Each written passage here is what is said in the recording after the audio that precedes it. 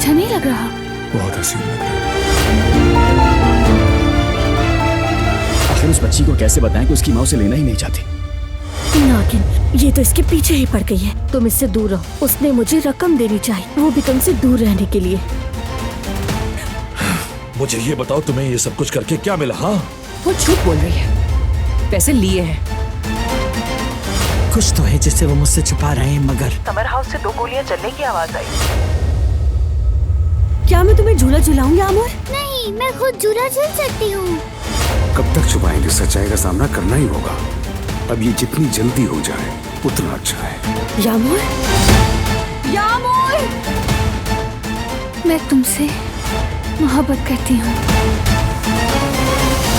वो कहानियाँ अधूरी जो न हो सके कि पूरी, उन्हें मैं भी क्यों सुनाऊं, उन्हें तुम भी क्यों सुनाओ।